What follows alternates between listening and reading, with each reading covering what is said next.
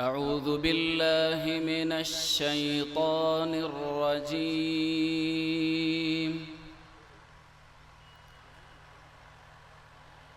بسم الله الرحمن الرحيم।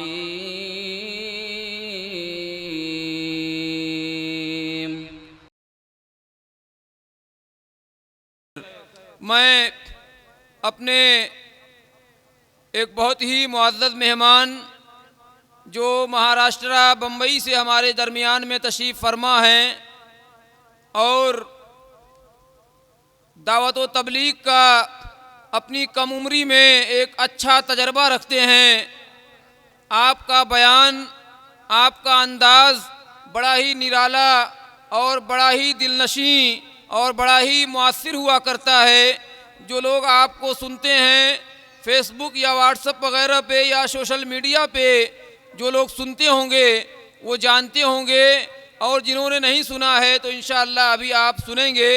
मेरी मुराद है फ़ज़ीलतुश शेख हज़रत मौलाना सरफराज अहमद साहब फैज़ी हफ़िज़हुल्लाह, जो मुंबई से हमारे बीच में तशरीफ़ फरमा हैं।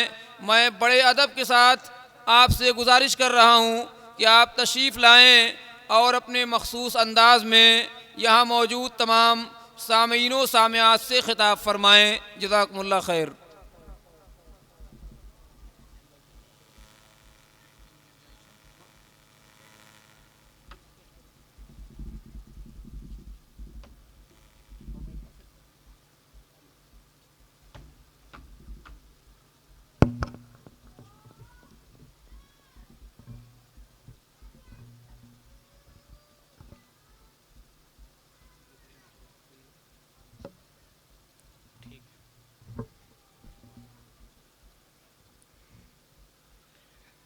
अस्सलामु अलैकुम वरहमतुल्लाहि वबरकातुहू।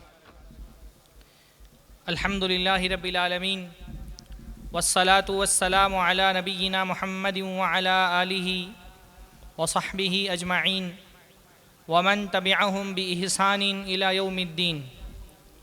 अऊज़ु बिल्लाहिस समील अलीम मिनश शैतानिर रजीम मिन हमज़िहि व नफ़्ख़िहि व नफ़्सिहि।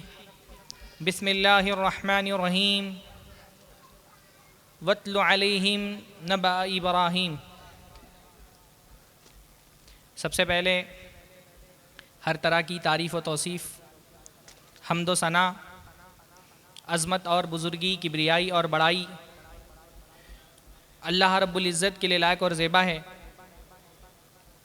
जिसने हमको इस दुनिया में पैदा किया और हमारी हिदायत और रहनुमाई के लिए अल्लाह ताला ने इस दुनिया में दो तरह के इंतज़ामात फ़रमाए। दुनिया में हमको ज़िंदगी कैसे गुजारनी है, अल्लाह हमसे क्या चाहता है, उसकी खुशनुदी किस बात में है, वो किस चीज़ से राज़ी होता है, किस चीज़ को हमारे लिए पसंद करता है, किस चीज़ को नापसंद करता है, ये बताने के लिए अल्लाह ताला ने दो तरह के इंतज़ामात हमारे लिए किए। हमारी हिदायत के लिए अल्लाह ने पहला इंतज़ाम ये किया कि किताबें नाजिल की। पर किताबें सिर्फ़ और सिर्फ़ इंसान की हिदायत के लिए काफ़ी नहीं है। इंसान महज बातें पढ़ करके उसको आसानी से अमल के सांचे में नहीं ढाल सकता है। जो मोटिवेशन एक इंसान को अमल के लिए मतलूब है, वो सिर्फ लिखी हुई इबारतों से, सुनी हुई बातों से वो हासिल नहीं कर सकता है। तो अल्लाह ताला ने हमारी हिदायत के लिए सिर्फ किताबें नहीं भेजी, किताबों के साथ रसूलों को भी मबूस फरमाया। जो बातें थ्योरी की शक्ल में किताबों में हमको दी गई, प्रैक्टिकली उस पर अमल करके अंबिया किराम ने दिखाया, और फिर ये अंबिया सारी इंसानियत के लिए उसवा बन गए, रोल मॉडल बन गए। बात समझ में आ रही है? अल्लाह ताला ने हमारी रहनुमाई के लिए, अल्लाह ताला चाहता तो आसमान से किताब सिर्फ नाजिल कर देता, उसमें लिखा होता कि हमारे लिए क्या हलाल है, क्या हराम है, क्या जायज़ है, क्या नाजायज़ है, अल्लाह ताला किन चीज़ों को, किन आमाल को पसंद करता है, किन आमाल से नाराज़ होता है। सिर्फ किताबें नाजिल की जा सकती थीं, पर अल्लाह ने ऐसा नहीं किया। अल्लाह ने सिर्फ किताब नहीं दी, रसूलों को भी भेजा। सिर्फ थ्योरी हमको नहीं दी कि ज़िंदगी गुजारने का तरीका ये है, उस थ्योरी के साथ साथ उस थ्योरी पर प्रैक्टिकली अमल करके दिखाने के लिए अंबिया भी अल्लाह रब्बुल आलमीन ने मबूस फरमा दिए। अंबिया कौन है? अंबिया अल्लाह रब्बुल आलमीन की मुजस्सम रज़ा है दुनिया के अंदर। अल्लाह ताला को दुनिया में कैसा इंसान मतलूब है वो दिखाने के लिए अल्लाह ताला ने सिर्फ किताब नहीं भेजी, नबियों को भेज दिया।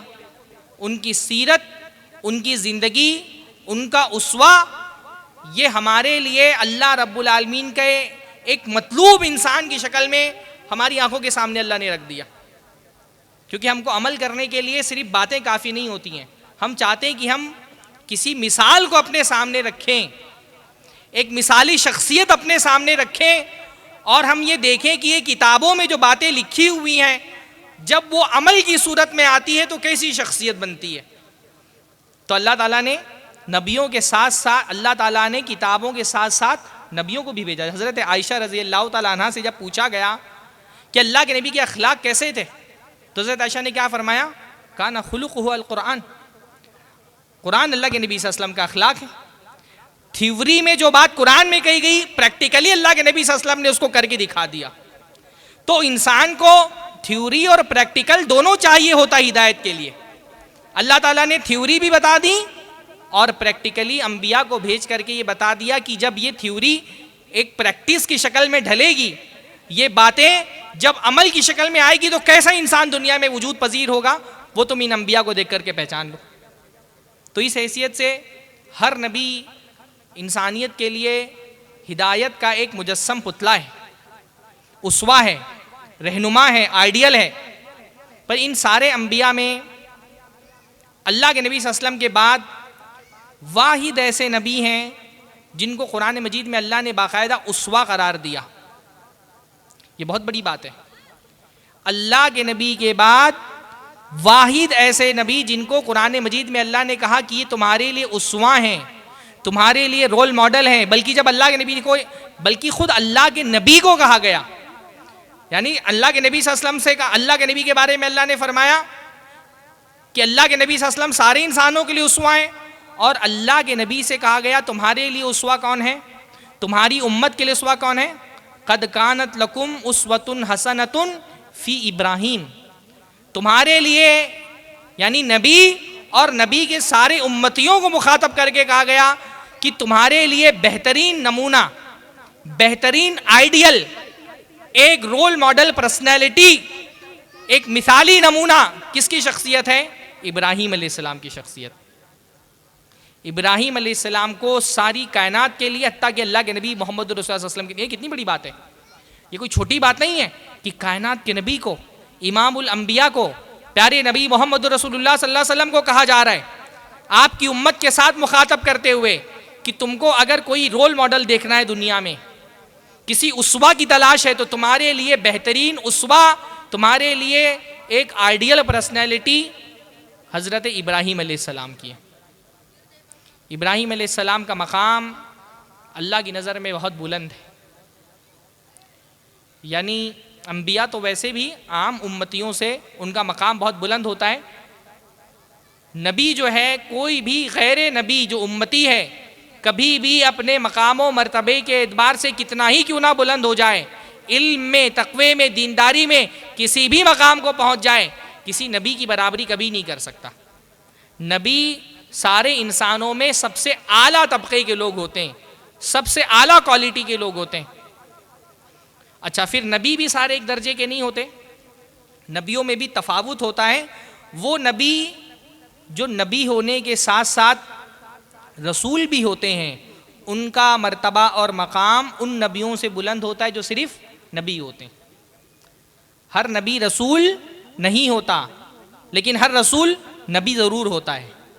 तो वो रसूल जो नबी भी हैं और रसूल भी हैं, उनका मकाम उन नबियों से बुलंद है जो सिर्फ नबी हैं। हज़रत आदम पहले नबी हैं, हज़रत नूह अलैहिस्सलाम पहले रसूल हैं। फिर रसूलों में भी 5 रसूल हैं जो सारे रसूलों में सबसे अफजल हैं, जिनको उलुल अज़्मी मिनर रुसूल कहा गया है।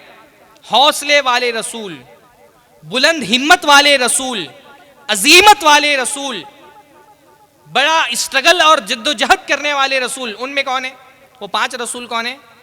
हज़रत नूह अलैहिस्सलाम, हज़रत इब्राहीम अलैहिस्सलाम, हज़रत मूसा अलैहिस्सलाम, हज़रत ईसा अलैहिस्सलाम और अल्लाह के नबी मोहम्मद रसूलुल्लाह सल्लल्लाहु अलैहि वसल्लम। ये टॉप 5 रसूल हैं। रसूलों की जो कैटेगरी है उसमें सबसे 5 सबसे ज़्यादा बुलंद मर्तबे वाले रसूल ये 5 रसूल हैं। फिर इन 5 रसूलों में 2 अल्लाह ताला के खलील हैं, अल्लाह ताला के दोस्त हैं। खलील उर्दू में तो हम इसका तर्जमा करते हैं दोस्त से, पर अरबी में दोस्ती जाहिर सी बात है एक लेवल की नहीं होती है ना, दोस्ती के अलग अलग लेवल होते हैं, अलग अलग मरातिब होते हैं। जो सबसे आला क्वालिटी की दोस्ती होती है उसको कहा जाता है खलील। जैसे अरबी में सदीक भी दोस्त के माने में आता है, रफ़ीक भी दोस्त के माने में आता है, वली का मतलब भी दोस्त होता है। दोस्ती के अलग अलग लेवल होते हैं। जो दोस्ती का सबसे बड़ा लेवल है, जो सबसे करीबी दोस्त होता है, उसके लिए अरबी में क्या लफ्ज़ इस्तेमाल होता है? खलील। यानी खलील ये दोस्ती का वो लेवल है कि अल्लाह के नबी ने फरमाया लौ कुन्तु मुत्तखिज़न खलीलन लत्तखज़्तु अबा बकरिन खलीला, कि मैं अगर दुनिया में किसी को अपना खलील बनाता तो मैं अबू बकर को अपना खलील बना लेता।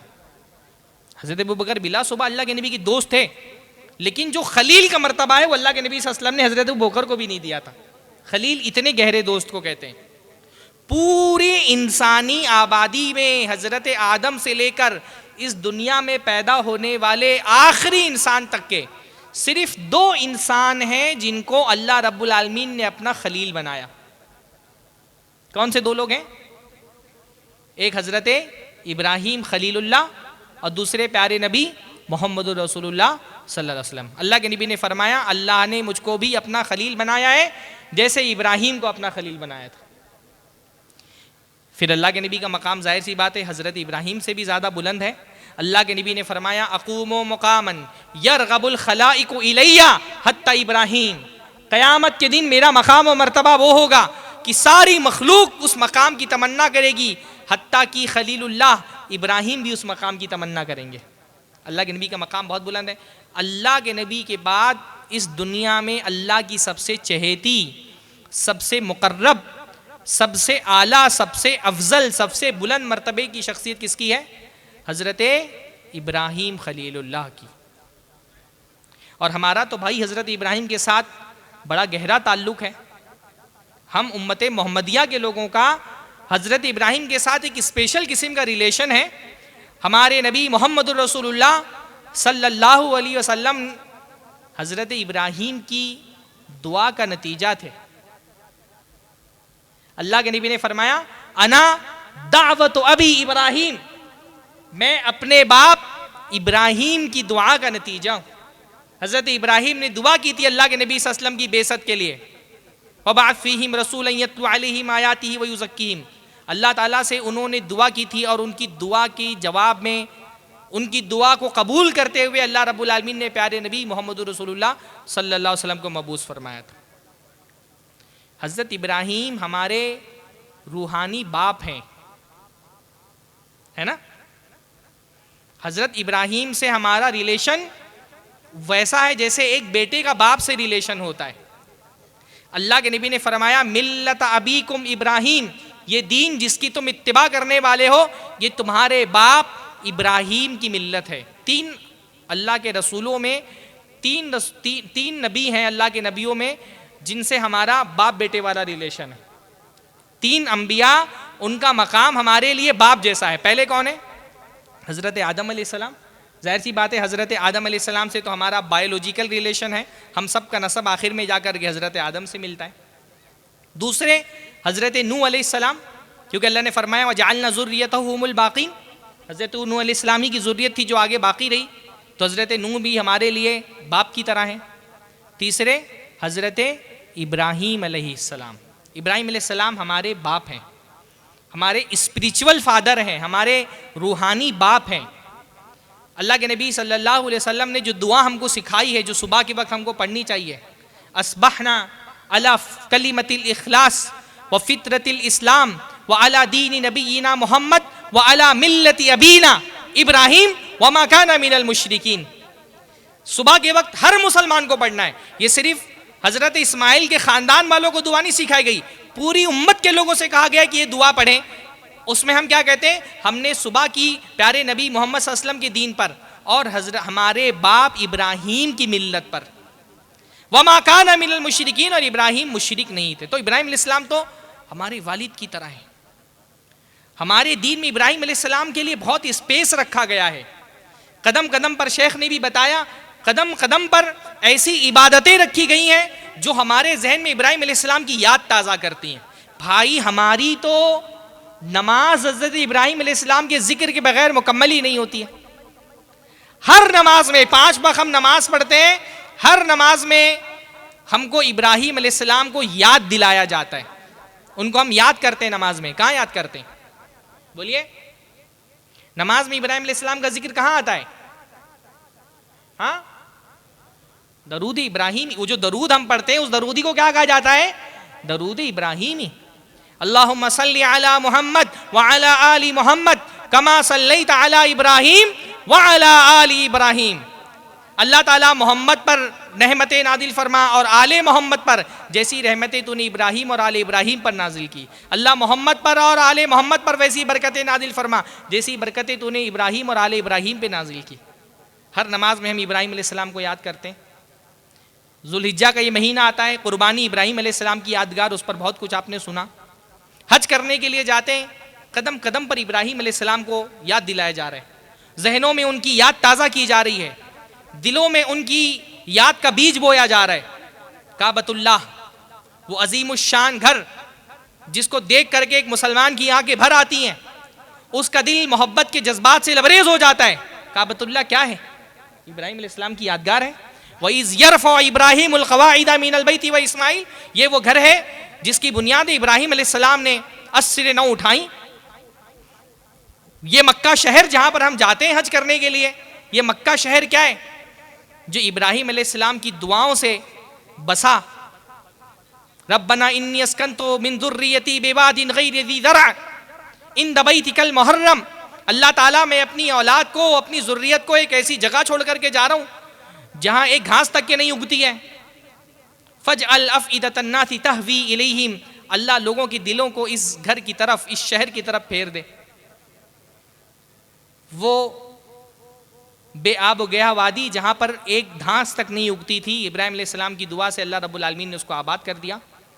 इब्राहिम अलैहिस्सलाम ने कहा अल्लाह ताला लोगों का दिल इस घर की तरफ फेर दे, इस ज़मीन की तरफ फेर दे। क्या दुआ अल्लाह ने कबूल फरमाई कि आज दुनिया में बसने वाले करोड़ों मुसलमान, उनकी आंखें तरसती है एक मरतबा उस शहर को देखने के लिए। उस मुकद्दस सरजमीन में मरने से पहले एक मरतबा कदम रख लेना हर मुसलमान की दिली आरजू होती है। अब तो हज की सहूलतें इतनी आसान हो गई, वरना पहले तो लोग अपनी जान की बाजी लगा करके जाते थे कि एक मरतबा उस घर की और उस शहर की ज़ियारत नसीब हो जाए। ये इब्राहिम अलैहिस्सलाम की दुआ का नतीजा था। सफ़ा मरवा की सही करते इब्राहिम अलैहिस्सलाम की अजीम बीवी की यादगार। जमरात में जाकर के कंकरी मारते इब्राहिम अलैहिस्सलाम याद आ रहे हैं। मेना में जाकर के जानवर क्या ज़बा कर रहे हैं, इब्राहिम अलैहिस्सलाम याद दिलाए जा रहे हैं। अल्लाह चाहता है कि ये उम्मत इब्राहिम अलैहिस्सलाम को याद रखे, उनके उस्वा को याद रखे, उनकी शख्सियत अपने दिलों में ताज़ा करके रखे, उनकी याददाश्त को दिमागों से महू ना होने दे। क्योंकि इब्राहिम अलैहिस्सलाम एक आइडियल पर्सनैलिटी है। उनका जिक्र होता रहे ज़बानों पर, उनके याद से दिल ताज़ा रहे, उनके जिक्र से ज़बान तर रहे। अपने नबी से अल्लाह ने फरमाया वज़कुर फिल किताब इब्राहिम, किताबुल्लाह में इब्राहिम का भी जिक्र करो। वत्लु अलैहिम नबा इब्राहिम, लोगों को इब्राहिम का वाक़या पढ़ करके सुनाओ।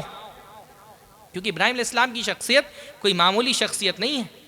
हाँ, इब्राहिम अलैहिस्सलाम की शख्सियत, यानी कुरान मजीद में देखिए अल्लाह फरमाता है इन्ना इब्राहिम काना उम्मतन क़ानिता, इब्राहिम अलैहिस्सलाम एक उम्मत थे। इब्राहिम अलैहिस्सलाम क्या थे? उम्मत किसको कहते हैं भाई? उम्मत तो कौम को कहते हैं, उम्मत नेशन को कहते हैं, उम्मत तो अफराद का मजमुआ होती है। पर इब्राहिम अलैहिस्सलाम अपने आप में एक उम्मत थे। उम्मत की तशरीह करते हुए बाद मुफस्सिरीन ने कहा उम्मत से मुराद इमाम, इब्राहिम अलैहिस्सलाम इमाम थे। इमाम की हैसियत से भी उनका यानी इब्राहीम अलैहिस्सलाम पूरी इंसानी तारीख़ के सबसे मुत्तफ़क़ अलैह शख्सियत हैं। खुद अल्लाह के नबी सल्लल्लाहु अलैहि वसल्लम के ज़माने में देखिए 3 बड़े बड़े मज़ाहिब हैं अल्लाह के नबी सल्लल्लाहु अलैहि वसल्लम जिनसे डायरेक्ट मुखातब हो रहे हैं। मक्का के मुशरिकीन हैं, यहूद हैं, नसरानी हैं। ये तीनों अपनी निस्बत बड़े फ़ख्र से इब्राहीम अलैहिस्सलाम की तरफ करते हैं। मुशरिकीन मक्का कहते हैं हम इब्राहीम अलैहिस्सलाम के दीन पर हैं, यहूदी कहते हैं हम इब्राहीम अलैहिस्सलाम के दीन पर हैं, नसरानी कहते हैं हम इब्राहीम अलैहिस्सलाम के दीन पर हैं। इब्राहीम की तरफ निस्बत करने को अपने लिए फ़ख्र का बाइस समझते हैं। बल्कि यहूद नसारा तो कहते हैं इब्राहीम, यहूदी कहते हैं इब्राहीम यहूदी थे और नसरानी कहते हैं इब्राहीम अलैहिस्सलाम नसरानी थे। अल्लाह ताला उनको रद्द करते हुए फरमा रहे मकान इब्राहीम यहूदी वला नसरानिया, इब्राहीम यहूदी नहीं थे, इब्राहीम नसरानी क्रिश्चियन नहीं थे। मुशरिकीन कहते हैं कि हम इब्राहीम अलैहिस्सलाम के दीन पर हैं। अल्लाह फरमा रहे वमा काना मिनल मुशरिकीन, इब्राहीम अलैहिस्सलाम तो मुशरिक भी नहीं थे, तो हनीफन मुस्लिमा, वो तो मुसलमान थे। इन्ना औलन्नासि बि इब्राहीम, इब्राहीम पर ज़्यादा हक इस नबी का है जो तौहीद की दावत लेकर के खड़ा हुआ है। तो उम्मत का एक माना तो उलमा ने बयान फरमाया कि इब्राहीम अलैहिस्सलाम इमाम थे। एक बड़ा प्यारा माना हज़रत इब्न अब्बास से मरवी है, वो फरमाते हैं इब्राहीम अलैहिस्सलाम उम्मत को, हज़रत इब्राहीम तो इंडिविजुअल एक फ़र्द थे ना, उनको एक नेशन क्यों कहा गया, एक उम्मत क्यों कहा गया? इब्न अब्बास इस आयत की तफसीर में कहते हैं जैसे एक उम्मत में अलग अलग अफराद के अंदर अलग अलग कमालात पाए जाते हैं, है ना भाई, उम्मत बड़ी होती है तो उम्मत में अलग अलग अफराद में अलग अलग तरह के कमालात पाए जाते हैं। कोई बहुत पुरजोश दाई होता है, कोई बहुत आला दर्जे का खतीब होता है, कोई शख्स ज़बरदस्त किस्म का मुनाजिर होता है, कोई अल्लाह रब्बुल आलमीन का बंदा होता है जो बहादुर मुजाहिद होता है, किसी को अल्लाह रब्बुल आलमीन ने तवक्कुल की दौलत से माला माल किया होता है, किसी के अंदर अल्लाह ताला ने सब्र की कैफियत को, सब्र की सिफत को लबरेज करके रख दिया होता है, कोई शफीक बाप होता है, कोई मोहब्बत करने वाला बेटा होता है, कभी कोई अच्छा शौहर बन जाता है, किसी के अंदर कुर्बानी का जज्बा होता है, किसी के अंदर दावत का जज्बा बहुत कूट करके अल्लाह ताला भर देता है। अलग अलग कमालात अलग अलग शख्सियतों में पाए जाते हैं एक उम्मत के अंदर। अल्लाह ताला ने वो कमालात जो अलग अलग शख्सियतों में पाए जाते हैं बैक वक्त इब्राहीम अलैहिस्सलाम की शख्सियत में जमा कर दिए। तो बावजूद इसके कि वो अकेले एक इंसान है पर वो एक उम्मत बन गए। वो कमालात, वो खूबियां, वो क्वालिटीज, वो सिफात जो किसी उम्मत में अलग अलग अफराद में पाई जाती है वो बैक वक्त इब्राहीम अलैहिस्सलाम की शख्सियत में जमा हो गई। वो एक ज़बरदस्त किस्म के दाई भी हैं, वो एक मुजाहिद भी हैं, वो मुहाजिर भी हैं, वो ज़बरदस्त किस्म के मुनाजिर हैं, मुनाजरे में उनका मकाम बहुत बुलंद पाया है, अपने सामने वाले की ज़बान बंद करके रख देते हैं जब मुनाजरा करने के लिए आते हैं, डिबेट करते हैं। तो वो अपनी कौम के खैरखा फ़र्द भी हैं, वो एक शफीक बाप भी हैं, वो अपने बाप से मोहब्बत करने वाले एक बेटे भी हैं, एक खैरखा शौहर का किरदार भी उन्होंने निभाया। यानी इतनी हज़रत इब्राहीम अलैहिस्सलाम की शख्सियत में इतनी डाइवर्सिटी है, इतना तनव्वो है, इतने मुख्तलिफ तरह के कमालात बैक वक्त एक शख्सियत के अंदर जमा हो गए कि वो एक शख्सियत एक अंजुमन बन गई है। एक फर्द ना रह करके खुद एक अंजुमन बन गया है। जो इम्पैक्ट एक नेशन या कौम तारीख पर डालती है, एक अकेले फर्द ने उतना बड़ा इम्पैक्ट डाल दिया है। यानी तारीख में इब्राहीम अलैहिस्सलाम ने जो किरदार निभाया है, इंसानी तारीख के धारे को शिर्क से जिस तरह तौहीद की तरफ फेरा है, जो काम एक पूरा कौम करती है वो अकेले एक फर्द ने करके दिखा दिया है। इस हैसियत इब्राहीम अलैहिस्सलाम एक फर्द सिर्फ नहीं है, एक उम्मत है। हालांकि बज़ाहिर आप देखें तो उनके फॉलोअर्स की तादाद उनकी अपनी ज़िंदगी में तो बहुत कम थी, पर इतना बड़ा कमाल तारीख में उनका कारनामा इतना बड़ा है कि एक फ़र्द ने अकेले एक नेशन के बराबर काम किया। तो अल्लाह ताला ने उनको उम्मत कहा। यानी एक मरतबा हज़रत इब्राहीम अलैहिस्सलाम की शख्सियत कितनी आला शख्सियत है। एक मरतबा अल्लाह के हज़रत अनस से मरवी सही मुस्लिम की रिवायत है कि एक मरतबा एक शख्स अल्लाह के नबी के पास आया और अल्लाह के नबी से कहा, या खैरल बरिया, ए अल्लाह की मखलूक में सबसे अफजल मखलूक। अल्लाह के नबी को कहा कि आप अल्लाह की तमाम मखलूकात में सबसे अफजल मखलूक हैं। या खैरल बरिया, ए अल्लाह की मखलूक में सबसे आला मखलूक। तो अल्लाह ने फरमाया नहीं, जा का इब्राहिम, वो तो इब्राहिम थे। ये तो अल्लाह के नबी का तवाज़ो है भाई, बिलाशुबा अल्लाह के नबी मखलूकात में सबसे अफजल हैं, लेकिन वो तो बाहर वाले देख करके अल्लाह के नबी को बताएंगे ना। अल्लाह के नबी किसको सबसे अफजल समझ रहे हैं? अल्लाह के नबी किसको बता रहे हैं कि सबसे अफजल है? कह रहे हैं मैं खैरुल बरिया नहीं हूं, मखलूकात में सबसे अफजल मैं नहीं हूं, जा का इब्राहिम, वो तो इब्राहिम है जो मखलूक में सबसे आला और सबसे अफजल है। तो इब्राहिम अलैहिस्सलाम की ज़िंदगी में बहुत तनव्वो है, बहुत डाइवर्सिटी है, उनके कमालात की गिनतियाँ नहीं की जा सकती हैं। इस मकाम को, जिस मकाम को इब्राहिम अलैहिस्सलाम ने पाया, ये मकाम कैसे पाया? कौन सी नुमाया खूबियाँ थी, कौन से कमालात थे जिसकी वजह से इब्राहिम अलैहिस्सलाम इस मकाम को पहुँचे? मैं इंशाअल्लाह कुछ खूबियाँ उनके, कुछ कमालात आपके सामने रखूँगा। हर आदमी की किसी शख्सियत को देखने का नज़रिया अलग अलग होता है। हम जब तज्जिया करते हैं तो अलग अलग खूबियाँ हमारी नज़र में आती हैं। जब इब्राहिम अलैहिस्सलाम की ज़िंदगी का हम मुताला करते हैं, मेरी नज़र में जो जितनी मैंने तहकीक की, जितना इब्राहिम अलैहिस्सलाम को देखा, सबसे आला तरीन कमाल इब्राहिम अलैहिस्सलाम का क्या है? सबसे बड़ी खूबी इब्राहिम अलैहिस्सलाम की क्या है? अल्लाह ने एक नहीं 7 मकामात पे फरमाया कुरान के अंदर, वमा काना मिनल मुशरिकीन।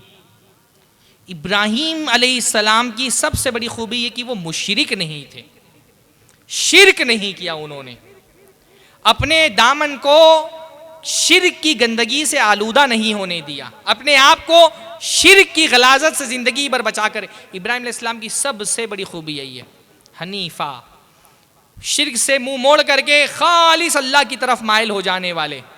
ये इब्राहिम अलैहिस्सलाम की सबसे बड़ी खूबी थी, अपने आप को शिरक से बचा लेना।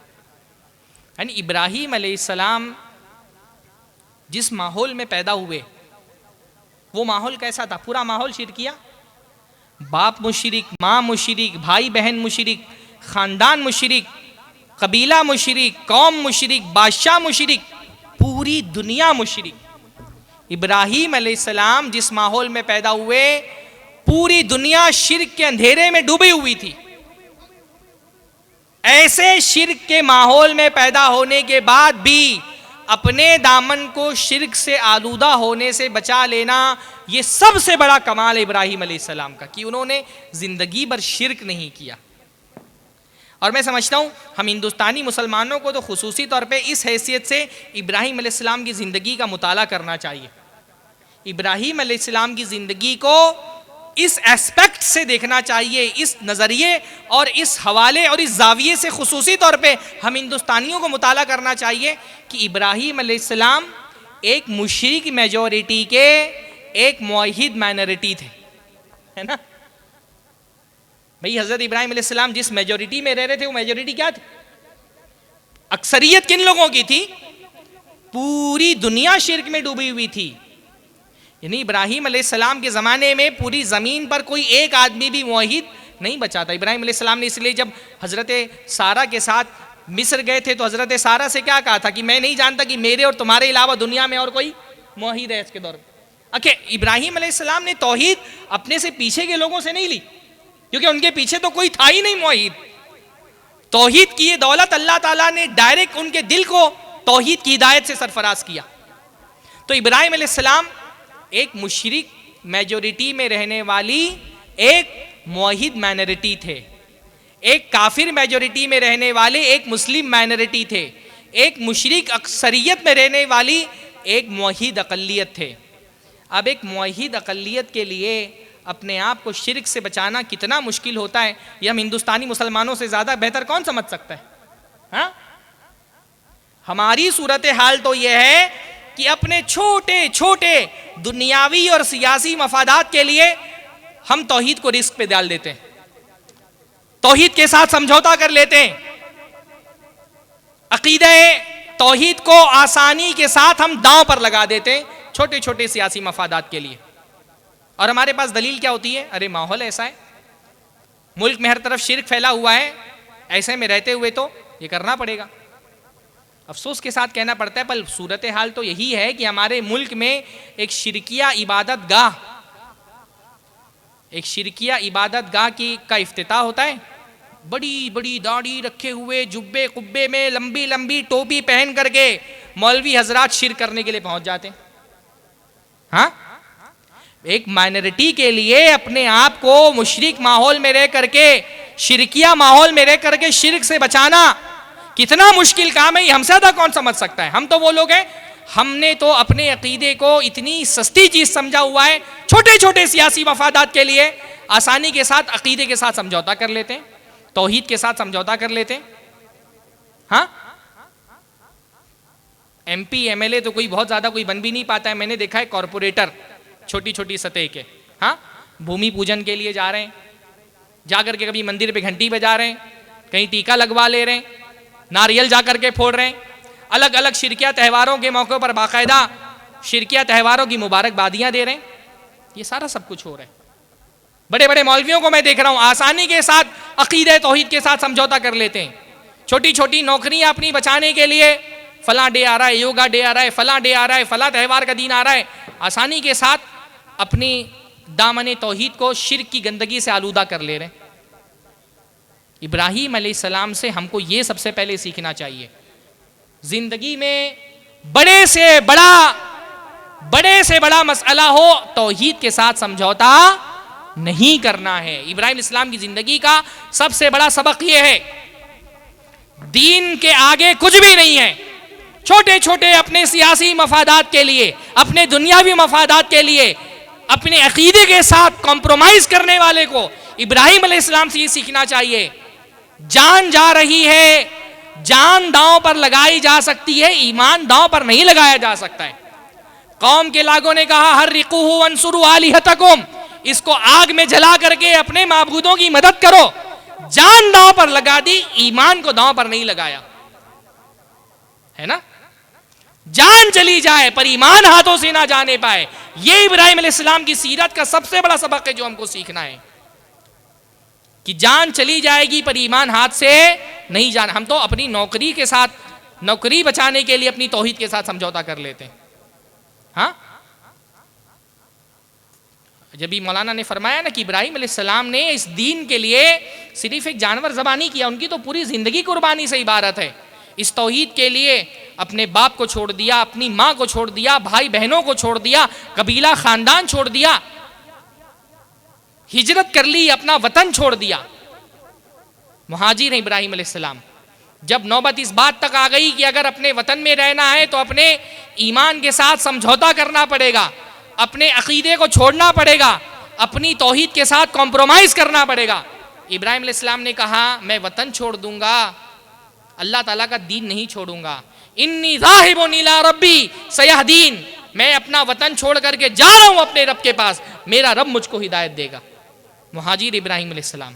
और इब्राहीम अलैहिस्सलाम की हिजरत में ये सबसे बड़ा सबक है, दीन के लिए वतन छोड़ा जा सकता है, वतन के लिए दीन नहीं छोड़ा जा सकता। भाई वतन से हमको बहुत मोहब्बत है, हर इंसान को मोहब्बत होती है। वतन से मोहब्बत अल्लाह ताला ने हमारे नेचर में रखी है। वतन से मोहब्बत हमारी फितरत का हिस्सा है। अपनी ज़मीन हम सबको महबूब है, अपना इलाका, अपनी गलियां, अपने कूचे, अपना गांव, कस्बा, अपना वतन, हमसे ज़्यादा कौन वतन से मोहब्बत करने वाला होगा। लेकिन इब्राहीम अलैहिस्सलाम की सीरत हमको ये सिखाती है, दीन के लिए वतन छोड़ा जा सकता है, वतन के लिए दीन नहीं छोड़ा जा सकता। ये इब्राहीम अलैहिस्सलाम की सीरत का नमूना है हमारे लिए। तो इब्राहीम अलैहिस्सलाम की सीरत में ये सबक है जो हमको सीखना है। पहला सबक, वमा काना मिनल मुशरिकीन, इब्राहीम अलैहिस्सलाम मुशरिक नहीं थे। अपनी तौहीद के साथ समझौता नहीं करना इंशाअल्लाह ताला। सारा उनकी ज़िंदगी क्या इसी तौहीद की दावत को लेकर के खड़े। कौम वालों को तौहीद की दावत दी, बाप को तौहीद की दावत दे रहे हैं, नमरूद के सामने तौहीद का पैगाम रख रहे हैं। इब्राहीम अलैहिस्सलाम की सीरत में ये सबक हमको सीखना है। इब्राहीम अलैहिस्सलाम की सीरत में दूसरा बहुत बड़ा सबक ये है कि अल्लाह का हुक्म आ जाने के बाद सर झुका देना है। इस्लाम, सरेंडर हो जाना। अल्लाह ने कह दिया, अब उसके बाद चूं चेरा नहीं करना है, अगर मगर नहीं करना है। अल्लाह का हुक्म आने के बाद सवाल नहीं करना है, बस अल्लाह ने कह दिया कर लेना है। इज़ क़ाल रब्बुहु अस्लिम क़ाल अस्लमतु लिरब्बिल आलमीन, उसके रब ने कहा झुक जाओ, मान जाओ, कहा मैं मान गया अल्लाह के लिए। सवाल नहीं करना है। अल्लाह का हुक्म आने के बाद दिमाग के दांव पेच नहीं लड़ाना है। अल्लाह का हुक्म मानने के बहुत जिंदगी में मरहले आए जहां सवाल कर सकते थे, वो अल्लाह से पूछ सकते थे, पूछा नहीं, बस अल्लाह ने कहा है कर देना है। अल्लाह ने कहा ये प्यारा सा बच्चा जो बहुत दुआओं के बाद पैदा हुआ है, इसको इसकी माँ के साथ जाओ, एक सहरा में छोड़ करके आ गो, डेजर्ट, एक घास तक वहां नहीं उगती है, गैरी ज़ी ज़रा, कोई खेती बाड़ी नहीं होती, एक घास नहीं उगती है। अल्लाह ने कहा छोड़ करके आ जाओ, छोड़ के आ गए, सवाल नहीं किया। हाँ, कर सकते थे सवाल ना, कि अल्लाह ताला यहां तो जिंदगी के कोई असबाब नहीं दिखाई दे रहे, सरवाइव करने के लिए जिन वसाइल की जरूरत है वो तो दिखाई नहीं दे रहे, मेरे बच्चे कहाँ रहेंगे, क्या खाएंगे, क्या पिएंगे, अल्लाह ताला इस बेआब हो गया वादी में मेरे बच्चे कैसे सरवाइव कर सकेंगे, सवाल नहीं किया, कहा छोड़ दो, छोड़ करके आ गए। अच्छा, इब्राहिम अलैहिस्सलाम तो भाई नबी थे, उनके तवक्कुल और उनका अल्लाह पे भरोसा ये तो है ही एक बहुत बड़ी चीज। हजरत हाजर तो नबी या नहीं थी, वो तो किसी मुसलमान खानदान में भी पैदा नहीं हुई थी, वो तो फिरौन के खानदान की थी। उनके यहाँ तवक्कुल कितना मिसाली तवक्कुल है। हाँ, इब्राहिम अलैहिस्सलाम से ज्यादा हैरत इस बात पर होती है कि भाई इब्राहिम अलैहिस्सलाम मर्द हैं, असल आजमाइश तो हजरत हाजर की है, सरवाइव उनको करना है, गोद में छोटा सा बच्चा है, कोई बहुत दीनी माहौल में उनकी तरबियत और परवरिश नहीं हुई है, वो तो फिरौन के खानदान की हैं। हजरत सारा को दे दिया था फिरौन ने, हजरत सारा ने हजरत हाजर से हजरत इब्राहिम की शादी करा दी थी। हजरत हाजर बार बार पूछ रही हैं कहाँ छोड़ करके जा रहे हैं, कहाँ छोड़ करके जा रहे हैं। आखिर में पूछती हैं अल्लाह हमारा का बिहादा, ये जो इस सहरा में छोड़ करके जा रहे हो, क्या अल्लाह ने आपको हुक्म दिया है ऐसा करने का? तो इब्राहिम अलैहिस्सलाम कहते हैं हाँ, एक लफ्ज सिर्फ कहती हैं, इदल्ला युज़य्युना, अगर आप ये अल्लाह के हुक्म से कर रहे हैं तो मुझको अल्लाह पे भरोसा है, इदल्ला युज़य्युना, फिर अल्लाह हमको ज़ाय नहीं होने देगा। असबाब नहीं दिख रहे सरवाइव करने के कि क्या खाएंगे, क्या पिएंगे, कैसे रहेंगे, दिख कुछ नहीं रहा है।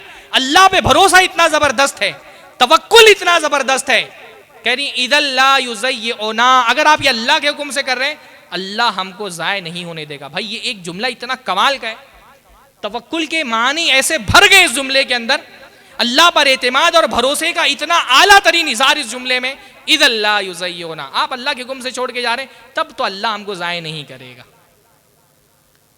औरत को लोग कहते हैं कमजोर सिन्फ है, भाई इस कमजोर औरत का तवक्कुल, जब अल्लाह ताला का तवक्कुल एक कमजोर मखलूक के हाथ में भी आ जाता है, कितनी मजबूती उसके अंदर आ जाती है। अल्लाह पे भरोसा ये कितनी ताकतवर चीज है। औरत जैसी कमजोर मखलूक भी जब अल्लाह रब्बुल आलमीन की तवक्कुल की लाठी उसके हाथ में आती है, वो कितनी मजबूत हो जाती है। इस छोटे से बच्चे को गोद में लिए हुए सहरा में, और कह रही है अल्लाह हमको ज़ाय नहीं करेगा। भाई हमारे यहाँ ये सूरत हाल है, आदमी अच्छा खासा पैसा कमा रहा है, प्रॉपर्टी बना लिया है, घर बार बनाया हुआ है, अल्लाह ताला के हुक्म से अगर एक और शादी का इरादा कर ले, औरत कहती है मेरा क्या होगा, मेरे बच्चों का क्या होगा, मेरी तो जिंदगी तबाह हो जाएगी, मेरे बच्चे कहाँ जाएंगे। भाई तुम भी वही बोलो जो हजरत हाजर ने कहा था, हाँ, कि अगर आप अल्लाह के हुक्म के मुताबिक निकाह कर रहे हैं, मुझे अल्लाह पे भरोसा है, इदल्ला युज़य्युना, अल्लाह हमको ज़ाय नहीं करेगा। सीखो कुछ हजरत हाजर अलैहिस्सलाम से, हजरत सारा अलैहिस्सलाम से। अच्छा, तवक्कुल का सही मफहूम भी जितना हजरत हाजर की जिंदगी में हमको खुल करके दिखाई देता है, अल्लाह पे भरोसा बहुत है। सहरा में है, बच्चा प्यासा है, पानी के लिए तड़प रहा है। तवक्कुल का ये मतलब उन्होंने समझा नहीं कि तवक्कुल का मतलब है स्ट्रगल नहीं करना है, मेहनत नहीं करनी है, असबाब नहीं इख्तियार करने, वसाइल को तर्क करके बस दुआएं करनी है, अल्लाह पानी नाजिल कर दे। ऐसा किया उन्होंने? क्या तवक्कुल का मतलब हजरत हाजर के यहाँ ये था कि बस हाथ उठा करके दुआ करो अल्लाह ताला पानी नाजिल कर दे? अल्लाह पे तवक्कुल किया, पर तवक्कुल का ये मतलब नहीं होता है कि इंसान असबाब न इख्तियार करे, मीन्स छोड़ दे, वसाइल तर्क कर दे। तवक्कुल बहुत था, लेकिन कोशिश भी कर रही हैं। सफ़ा से मरवा जा रही हैं, मरवा से सफ़ा आ रही हैं, फिर मरवा जा रही हैं, पहाड़ी पे चढ़ करके देख रही कि शायद कोई कबीला कहीं से गुजर रहा हो, कोई काफिला कहीं पर हो और हमारी फरियाद पर पानी लेकर के आ जाए। फिर याद आ रहा है कि बच्चा अकेले पड़ा, गर्मी में तड़प रहा है, वापस आकर के सफ़ा आ रही हैं, फिर सफ़ा से मरवा जा रही हैं, 7 चक्कर लगाए। तवक्कुल का मतलब ये नहीं कि सिर्फ हाथ उठा करके दुआ करनी है, तवक्कुल का मतलब है चक्कर भी लगाने हैं, अपना स्ट्रगल भी देना है, अपनी मेहनत भी करनी है, अपनी कोशिश भी करनी है, अपना स्ट्रगल करना है और अल्लाह पे भरोसा रखना है कि इंशाअल्लाह अगर अल्लाह ने चाहा तो इस स्ट्रगल में कामयाबी मिलेगी। कामयाबी मिलती है, अल्लाह ताला कामयाबी देता है, लेकिन उससे पहले बंदे को चक्कर लगवा रहा होता है। अल्लाह भी हमसे कभी कभी चक्कर लगवाता है। हाँ, हमको भी कभी कभी अल्लाह ताला, पानी जहां से निकलना था वहां से निकला और बहुत निकला, लेकिन उससे पहले क्या हुआ, अल्लाह ताला ने चक्कर लगवाए। कभी कभी हमारी जिंदगी में भी यही होता है कि अल्लाह ताला चक्कर लगवा रहा होता है। दुआएं किए जा रहे हैं, फरियादें कर रहे हैं, कबूल नहीं हो रही, मेहनत कर रहे हैं, रंग नहीं ला रही, कोशिशें कर रहे हैं, कामयाब नहीं हो रही, सारा स्ट्रगल लगा दिया है पर कोई नतीजा नहीं निकल रहा। नतीजा निकलेगा, पानी वहां से निकलेगा जहां से निकलना है। अल्लाह ने हर चीज के लिए एक वक्त मुतय्यन कर दिया है, पर उससे पहले अल्लाह क्या करता है, हमारे सब्र का इम्तिहान ले रहा होता है, हमारे पेशेंस के लेवल को चेक कर रहा होता है। अल्लाह रब्बुल आलमीन हमारा तवक्कुल का जज्बा देख रहा होता है कि ये तवक्कुल का जज्बा कितना बुलंद है, कितना भाग सकते हो अल्लाह ताला के लिए, भागो। अल्लाह ताला भगाता है, फिर अल्लाह ताला देता है। भाई अल्लाह ताला ने दिया भी तो क्या दिया, हाँ, वो तो बस थोड़े वक्त के लिए पानी चाहती थी कि बच्चा सरवाइव कर ले जाए किसी तरह से, अल्लाह ने ऐसा पानी दे दिया कि आज तक इंसानियत सैराब हो रही है। कभी कभी ऐसा होता है कि हम बहुत छोटा चाह रहे होते हैं, पर अल्लाह ताला को कुछ बड़ा देना होता है तो अल्लाह ताला टाइम लगवाता है पहले। हाँ भाई, हजरत हाजर, वो तो उनके जहन में तो ये बात ही नहीं रही होगी ना कि कोई चश्मा ही फूट पड़ेगा, वो तो बहुत छोटी चीज चाहती थी। कभी कभी अल्लाह ताला को कुछ बड़ा देना होता है, इसलिए अल्लाह ताला टाइम लगा रहा होता है। अल्लाह की प्लानिंग कुछ बड़े की होती है, हमारी ख्वाहिश बहुत छोटी होती है, हमारी तमन्ना बहुत छोटी होती है। अल्लाह ताला को कुछ बड़ा देना होता है तो अल्लाह ताला उसके लिए बंदे को टाइम लगा रहा होता है। तो दुआएं अगर कबूल नहीं हो रही है तो मायूस मत हो जाइए। इब्राहिम अलैहिस्सलाम को देखिए भाई, हाँ, कब से दुआ मांगी होगी, रब्बी हबली मिनस सालिहीन, जब शादी हुई होगी जवानी की उम्र में तभी दुआ मांगी होगी ना। और कब जाकर के औलाद मिली, अल्हम्दुलिल्लाहिल्लज़ी वहब ली अलल किबरी, सारी तारीफ अल्लाह की जिसने बुढ़ापे में जाकर के मुझको औलाद दी। हाँ, उलमा ने कहा, मुफस्सिरीन ने कि 80 साल के हो गए तब जाकर के हजरत इस्माइल अलैहिस्सलाम की पैदाइश हुई, 80 साल की उम्र में। हमारी अगर साल 2 साल दुआएं कबूल ना हो, ख़ास तौर पे वो जोड़े जिनको औलाद नहीं होती है, मैंने देखा है साल 2 साल कोशिशें करते हैं और जब अपनी कोशिशों में नाकाम हो जाते हैं, कोई मज़ार, कोई बाबा, कोई पीर फकीर, हत्ता की मंदिर, चर्च, पादरी, पंडित, किसी को नहीं छोड़ते, हर जगह जाके सर झुकाते कि औलाद हो जाए। यहाँ इब्राहिम अलैहिस्सलाम अल्लाह ताला के चहेते जवानी में दुआ की, बुढ़ापे में जाकर के अल्लाह ताला ने दुआ कबूल फरमाई। हाँ, जवानी से औलाद मांगी, कब जाकर के मिली, बुढ़ापे में जाकर के औलाद मिली। अल्लाह पे भरोसा रखो अपना। अल्लाह ताला बंदे की तौहीद को आजमाता है, उसकी दुआएं कबूल नहीं करके कि ये बंदा कब तक मेरे दर का सवाली बना रहता है, कब तक उसका चेहरा मेरे अलावा किसी और की तरफ नहीं फिरता। ये इम्तिहान होता है दुआएं कबूल नहीं होना। हम ये देखते हैं, खास तौर पे आजकल बहुत आम वबा हो गई है, कोई बीमारी हो गई, 2-4 मरीज डॉक्टरों से इलाज कराया, टेस्ट वगैरह कराया, कोई इलाज से फायदा नहीं हो रहा, पहुंच गए किसी राकी के दरवाजे पे, किसी पीर के दरवाजे पर, किसी फकीर के दरवाजे पर, उनसे कीला लेकर के ठुकवा रहे, इनसे तावीज़ें लेकर के बांध रहे, उनसे लेकर के कड़ा पहन लिया है, फला तरह के धागे पहन रहे, रंग बिरंगी अंगूठियां पहन ली हुई हैं। फेल हो जाता है बंदा इम्तिहान में। हाँ, अब अल्लाह पे जो तवक्कुल था वो धागों पे आ गया, वो अंगूठियों के जड़े में जड़े हुए पत्थरों पे आ गया, फेल हो जाता है बंदा। इब्राहिम अलैहिस्सलाम से ये सीखो कि अल्लाह से मांगना है तो अल्लाह ही से मांगते रहना है। इब्राहिम अलैहिस्सलाम की ज़िंदगी का बहुत बड़ा सबक है। इब्राहिम अलैहिस्सलाम की ज़िंदगी में हमारे लिए और भी बहुत बड़ा एक सबक ये है कि इब्राहिम अलैहिस्सलाम तहकीक करने वाले थे, तकलीद करने वाले नहीं थे। जब वो शूर की उम्र को पहुंचे, अभी अल्लाह रब्बुल आलमीन ने नबूवत से सरफराज नहीं फरमाया, अभी हज़रत जिब्राइल वही लेकर के नाजिल नहीं हुए, पर उन्होंने आम इंसानों की तरह आंख बंद करके वही करना नहीं शुरू कर दिया जो बाप दादा करते हुए आए। सवाल किया उन्होंने, कौम वालों के पास गए, पूछा, माहाज़ी तमासीलुल लती अंतुम लहा आकिफून, ये अलग अलग तरह के बुत जो तुमने बना करके रखे, इनके सामने सर झुकाते हो, ये क्या तरीका है, क्यों इनके सामने सर झुकाते हो? सवाल किया, तहकीक करना शुरू की।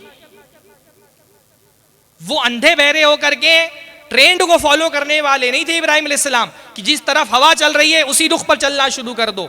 सोचने वाले थे, दिमाग लड़ाने वाले थे, लॉजिकल बंदे थे, अक्ल का इस्तेमाल करते थे।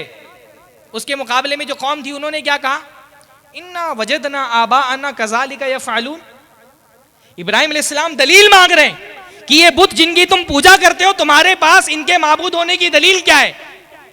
जब एक मुहक्किक दलील मानता है तो मुकल्लिद उसके सामने क्या पेश करता है, दलील की जगह शख्सियतें पेश कर देता है।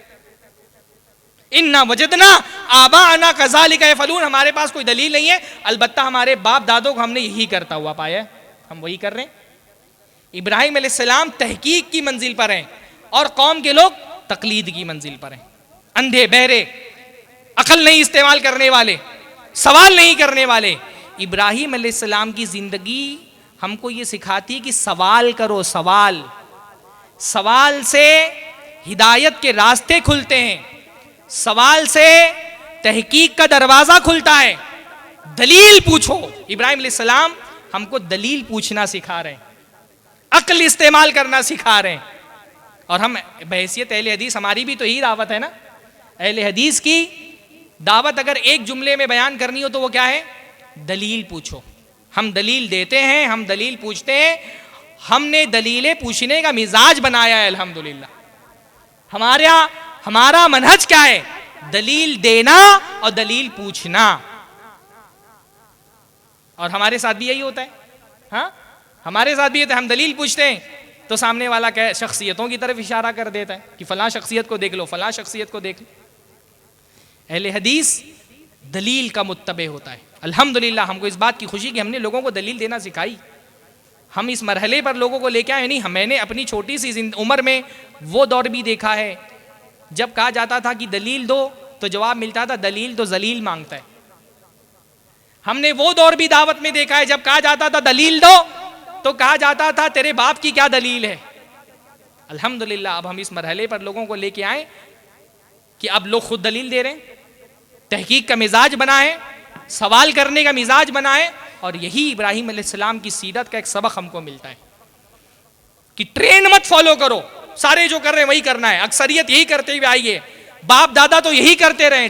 वो हवाओं के रुख पर बहने वाले नहीं थे, वो अक्सरियत को देख करके नहीं तय करते थे कि अक्सरियत यही कर रही है तो हमको भी यही करना है। वो दलील की तलाश करने वाले थे। हमारे नौजवानों का बहुत बड़ा मसला है ना कि वो हवा के रुख पे बैठे हैं। मेजोरिटी यही कर रही है, जमाना इसी का है, यही चलन आम है, सारे यही कर रहे हैं तो हम भी यही करेंगे। ये जो हमारी इंस्टाग्राम फेसबुक जनरेशन है ये तो ट्रेंड की दीवानी है, जो ट्रेंड चलेगा वो करेंगे। पहनने ओढ़ने से लेकर के नजरियात तक ट्रेंड फॉलो हो रहा है। यानी मैं इस दौर में देख रहा हूं इल्हाद किसी लॉजिकल वजह से नहीं फैल रहा है, बस एक ट्रेंड है। इल्हाद एक ट्रेंड के तौर पे चल रहा है तो बहुत बड़ी तादाद में मुल्हिद होते जा रहे हैं लोग। तो इब्राहिम अलैहिस्सलाम की जिंदगी में ये भी एक बहुत बड़ा नमूना है। हाँ, सवाल करना सीखो, अंधे बहरे होकर के मत जिंदगी गुजारो। इब्राहिम अलैहिस्सलाम की जिंदगी की एक बहुत प्यारी जो उनकी जिंदगी का एक बहुत प्यारा नमूना इब्राहिम अलैहिस्सलाम की उनके बाप की हैसियत से। एक बाप कैसा होना चाहिए, इब्राहिम अलैहिस्सलाम की जिंदगी को देखिए। सिर्फ उनकी दुआ पे गौर कीजिए। क्या दुआ कर रहे हैं, रब्बी हबली मिनस सॉलिहीन। अभी औलाद नहीं हुई है, औलाद के पैदा होने से पहले उसके सौले होने की फिक्र कर रहे हैं। हाँ, अभी अल्लाह ताला ने औलाद दी नहीं है, अभी तो अल्लाह ताला से दुआ मांग रहे हैं। पर दुआ में सिर्फ औलाद नहीं मांग रहे, क्या मांग रहे हैं, अल्लाह ताला सालेह औलाद अता फरमा। अभी बच्चा पैदा नहीं हुआ, पैदा होने से पहले उसकी सालिहियत के लिए फिक्र करना है कि अल्लाह ताला बच्चा दे तो मैं उसको सालेह बनाऊं, और अल्लाह ताला बच्चा दे तो उसको सालेह बनाए अल्लाह रब्बुल आलमीन। सालेह होने की फिक्र कर रहे हैं। बच्चे हो गए, तरबियत कर रहे हैं उनकी दीन पर। वजालहा कलेमतन बाक़ियतन फ़ी अक़ीबिही, तौहीद का कलेमा खुद भी बुलंद किया और अपने पीछे अपनी नस्लों को भी तौहीद की दावत दे करके गए। हजरत इसहाक को, हजरत याकूब को वसीयत कर रहे हैं, इन्नल्लाह अस्तफ़ा लकुमुद्दीन फला तमूतुन्ना इल्ला व अंतुम मुस्लिमून। इब्राहीम ने अपने बेटे से कहा, इसहाक से, याकूब से, अल्लाह ताला ने तुम्हारे लिए इस्लाम को चुन लिया है तो तुम्हारी मौत इस हालत में आए कि तुम मुसलमान हो। इस्लाम पर जियो और इस्लाम पर मरो। ये इब्राहिम अलैहिस्सलाम सिखा रहे हैं अपने बच्चों को। अल्लाह ताला से दुआ कर रहे हैं, रब्बना जअलना मुस्लिमैन लका व मिन ज़ुर्रियतिना उम्मतम मुस्लिमतन लक। अल्लाह ताला हमको भी मुसलमान बना करके ज़िंदा रखना, हमारी आने वाली ज़ुर्रियत को भी मुसलमान बना करके ज़िंदा रखना।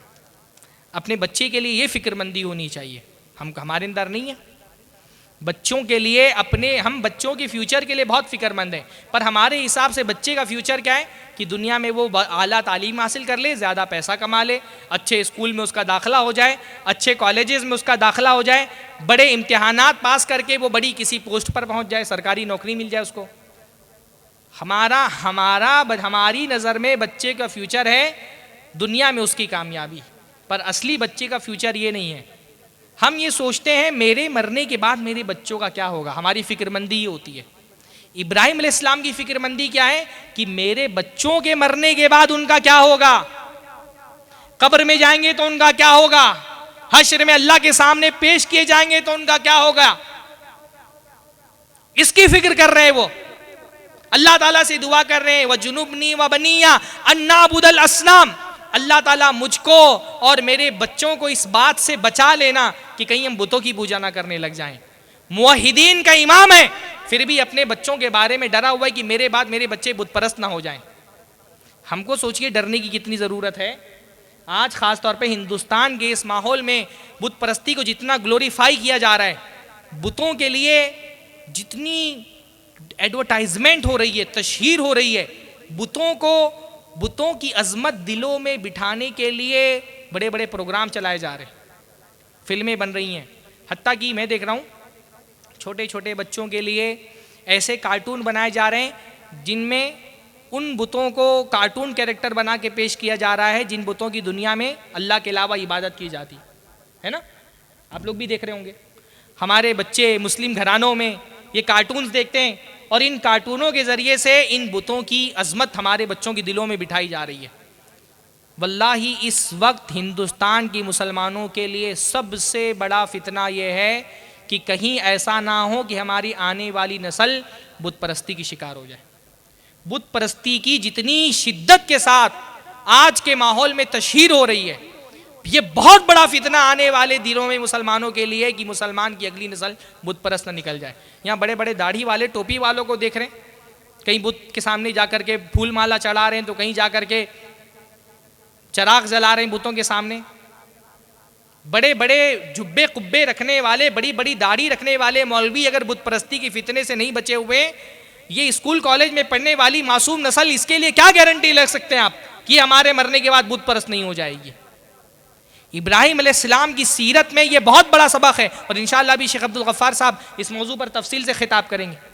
हाँ, इर्तिदाद का फितना जो मुसलमानों में आम है, तो एक मुसलमान बाप की सबसे बड़ी फिक्र ये होनी चाहिए कि उसके मरने के बाद उसके बच्चे ईमान पर कायम रहें, तौहीद पर कायम रहें।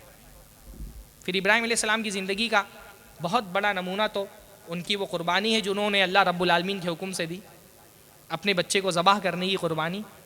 हाँ, अपने बच्चे की गर्दन पर छुरी तक चला देने के लिए तैयार हो गए। भाई हम में से तो, आखिरी बात मैं बोल रहा हूँ, हम में से तो हम किसी छोटी सी भी आजमाइश का शिकार हो तो हमको बहुत बड़ी लगती है। हमको तो बुखार भी चढ़ जाए तो हमको लगता है बहुत बड़ी आजमाइश का शिकार है। हाँ, हमारा लाख 2 लाख का नुकसान हो जाए हमको लगता है बहुत बड़ी आजमाइश हमारे ऊपर आ गई। जो आजमाइश से गुजरता है उसको तो अपनी हर आजमाइश बड़ी लगती है। वो आजमाइश कितनी बड़ी आजमाइश है जिसमें आजमाइश लेने वाला कह रहा है इन्ना हादा लहुवल बलाउल मुबीन, बेशक ये बहुत बड़ी आजमाइश थी जिससे अल्लाह ताला ने इब्राहिम अलैहिस्सलाम को आजमाया। ताकीद के कितने ताबीरें हैं, यानी इन्ना ताकीद के लिए आया, लाम ताकीद के लिए आया, हाजा कह दिया था फिर हुआ अलग से लाया गया, ये भी ताकीद पे दलालत करने वाला जुमला। इन्ना हादा लहुवल बला, ये बहुत बड़ी कुर्बानी थी। आप कभी इस कुर्बानी पे गौर करें, अल्लाह ताला इस कुर्बानी को इतनी बड़ी कुर्बानी क्यों कह रहा है? क्योंकि कुर्बानी देने वाला इब्राहिम है। इब्राहिम अलैहिस्सलाम जिन्होंने अल्लाह ताला के लिए अपने बाप को, दादा को, परदादों को, ख़ानदान को, भाई बहन, चाचा, फूफा, मामू, खाला, सब पूरा ख़ानदान त्याग दिया अल्लाह ताला के लिए। आदमी अगर अपने ख़ानदान के लोगों से घिरा हुआ हो और ज़िंदगी का कोई एक फ़र्ज चला जाए तो आदमी सोचता है चलो एक फ़र्ज चला गया तो क्या हुआ, ख़ानदान तो मेरे साथ खड़ा है, बाप मेरे साथ खड़ा है, माँ मेरे साथ खड़ी है, मेरे भाई बंधु, मेरा कबीला, ख़ानदान मेरे साथ खड़ा है। यहाँ तो इब्राहिम अलैहिस्सलाम कब का अपने ख़ानदान को छोड़ के आ चुके हैं, ख़ानदान को खैराबाद कह दिया है। कुल सहारा उनका ज़िंदगी में एक औलाद है। अच्छा, ये औलाद भी बड़ी दुआओं के बाद मिली है, 80 साल की उम्र में जाकर के मिली है। हाँ, 80 साल तक दुआएं करते रहे तब जाकर के अल्लाह ने एक औलाद से सरफराज फरमाया है। इकलौती औलाद है। 3-4 बच्चे हों तो आदमी थोड़ा सब्र भी कर ले एक औलाद की मौत, एक बच्चे की मौत पे। यहाँ तो एक ही औलाद है, बड़ी दुआओं के बाद वो पैदा हुई है, और वो एक अकेली औलाद भी गुलामुन हलीम, समझदार, बुर्दबार। जब बच्चा बोलने के लायक हो और उसकी समझदारी उसकी ज़बानों से, उसकी बातों से आया होने लगे तो बाप का एक अलग तरह का शफ़क़त का ताल्लुक़ बनता है। और बेटा है, बेटे से खुसूसी रब्त भी होता है। बेटा मिला है, वो बेटा दुनिया का भी सहारा है, दीन का भी सहारा है। इब्राहिम अलैहिस्सलाम दावत की जिस तहरीक को लेकर के खड़े हुए उसका वारिस बनने वाला है, उससे इतनी सारी उम्मीदें वाबिस्ता हैं, और इस बेटे की कुर्बानी मांग ली गई है। यहाँ भी इब्राहिम अलैहिस्सलाम सवाल तो कर सकते थे ना, मैंने जो शुरू में कहा कि इब्राहिम अलैहिस्सलाम की शख्सियत का ये पहलू बहुत प्यारा है कि सवाल नहीं करते थे। पूछ सकते थे अल्लाह ताला से कि अल्लाह ताला अगर ले ही लेना था तो दिया क्यों। सवाल कर सकते थे ना भी, अल्लाह ताला तू नहीं देता तो मैं सब्र कर लेता, ये वापस ले लेना था तो दिया क्यों अल्लाह तूने। और अगर दे भी दिया है तो अल्लाह ताला इस छोटे से मासूम जान की कुर्बानी करके तुझको क्या मिल जाने वाला है। आज के हमारे दौर में बहुत सारे लिबरल टाइप के जो मुसलमान हैं, बहुत सारे मुल्हिदीन सवाल करते हैं कि भाई ये इतने सारे जानवरों की कुर्बानी से अल्लाह ताला क्यों खुश हो जाता है। इब्राहिम अलैहिस्सलाम भी पूछ सकते थे कि अल्लाह ताला इस छोटी सी जान को कुर्बान करके तुझे क्या मिलने वाला है, तेरा क्या फ़ायदा होगा। और सवाल कर सकते थे कि अल्लाह रब्बुल आलमीन अगर ले ही लेना है तो किसी मर्ज में मुब्तला करके उठा ले, मैं सब्र कर लूँगा। एक बाप के लिए कितना बड़ा इम्तिहान है छुरी लेकर के अपने मासूम बच्चे के गले पर चलाना। कोई सवाल नहीं किया। सबसे बड़ा इब्राहिम अलैहिस्सलाम की शख्सियत का ये बहुत बड़ा उसवा है, ये बहुत खुसूसी उनकी सिफत है कि सवाल नहीं करते थे। व इब्राहिम अल्लज़ी वफ़ा, वो बड़े वफ़ादार किस्म के इंसान थे। इज़ क़ाल रब्बुहु अस्लिम क़ाल अस्लमतु लिरब्बिल आलमीन, उनके रब ने कहा बस मान जाओ, मान गए। लिया छुरी और बच्चे की गर्दन पे चलाने के लिए तैयार हो गए। इन्न हाज़ा लहुवल बलाउल मुबीन, ये असल में बहुत बड़ा इम्तिहान था। अल्लाह ताला ने बचा लिया, बच्चे की जान नहीं गई। इब्राहिम अलैहिस्सलाम की सीरत में ये बहुत बड़ा सबक है कि मोमिन पर परेशानियां तो आती हैं लेकिन अंजाम हमेशा उसके हक में बेहतर ही होता है। आग में डाले तो गए पर जले नहीं। अपने बीवी बच्चों को सहरा में छोड़ करके आए पर बीवी बच्चों को अल्लाह ताला ने बेयारो मददगार नहीं छोड़ा, उनके सर्वाइवल का इंतज़ाम अल्लाह ने कर दिया। छुरी उठा करके गर्दन पर रखी तो, लेकिन अल्लाह ताला ने इस्माइल को ज़बा नहीं होने दिया। परेशानियां आती हैं, मुसीबतें ईमान वालों की ज़िंदगी में आती है। अल्लाह ने कुरान मजीद में कहीं भी ये नहीं कहा ईमान ले आओ परेशानी नहीं आएगी, मुसीबतें आएंगी, बल्कि अल्लाह के नबी ने फरमाया कि जिसका मकाम अल्लाह का जितना बुलंद होता है अल्लाह उतनी ही उसको मुसीबतों का शिकार करता है। परेशानियां आएंगी, इम्तिहान होगा, आजमाइशें आएंगी, इब्तिलात में अल्लाह ताला डालेगा। वल आक़िबतु लिल मुत्तक़ीन, लेकिन मुत्तक़ियों का इंजाम हमेशा बेहतर होता है। अंजाम हमेशा मुत्तक़ियों के हक में आता है। अल्लाह ताला अपने बंदे को कभी फेल नहीं होने देता। तो इब्राहिम अलैहिस्सलाम का ये जज्बा हमसे मतलूब है, ये कुर्बानी का जज्बा, ये इताअत और फरमा बरदारी का जज्बा, ये अल्लाह का हुक्म आते ही सर झुका देने का जज्बा, ये सवाल नहीं करने का जज्बा, ये अल्लाह ताला को हमसे मतलूब है। अगर ये जज्बा दिल के अंदर मौजूद है तो हमारी कुर्बानी कुर्बानी है।